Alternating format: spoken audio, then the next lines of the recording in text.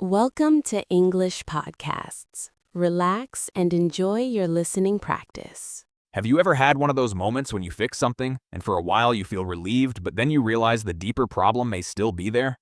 Well, I thought about that recently while reading about a new study on gut health and colon cancer risk, and honestly, it stayed with me more than I expected. The topic is about something called adenomas. These are small growths, or polyps, that can appear in the colon.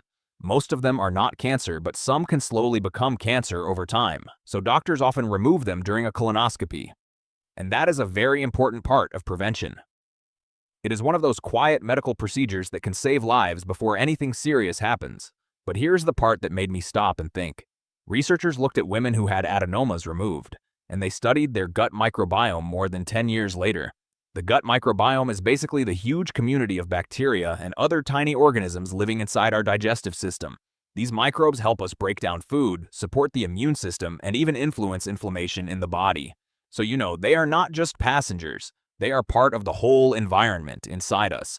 In this study, the researchers compared 354 women who had adenomas removed with 354 women who had never had adenomas. And what they found was surprising. Even after about 12 years, the women who had polyps removed still had noticeable differences in their gut bacteria and gut-related chemicals. Their microbiome partly looked more like the microbiome seen in people with colorectal cancer.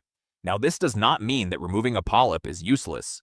Not at all. It matters, and it can prevent cancer. But it does suggest that the polyp may not be the whole story. Maybe, in some people, the body's internal environment was already pushing things in a risky direction before the polyp appeared. So when doctors remove the growth, they remove the visible warning sign, but the conditions that helped create it may still remain. And I think that is the turning point here. We often imagine health as a simple repair job. Something is found, it is removed, and life goes back to normal. But the body is not always like that. It is more like an ecosystem. If the soil is unhealthy, pulling out one weed does not fully change the garden. What makes this especially meaningful is that diet and physical activity were closely connected to these microbes, especially in people who had a history of adenomas. So actually, this research brings the conversation back to daily life. Not in a blaming way, but in a realistic way. The food we eat, how much we move, how much processed meat we consume, how much fiber we get, whether we smoke or drink heavily, all of these things can shape the gut environment over time. For me, the lesson is not fear, it is awareness. A medical procedure can protect us, but it should not make us careless. Screening matters, but so does what happens after the screening. Prevention is not only the moment in the doctor's office, it is also the small repeated choices we make when nobody is watching.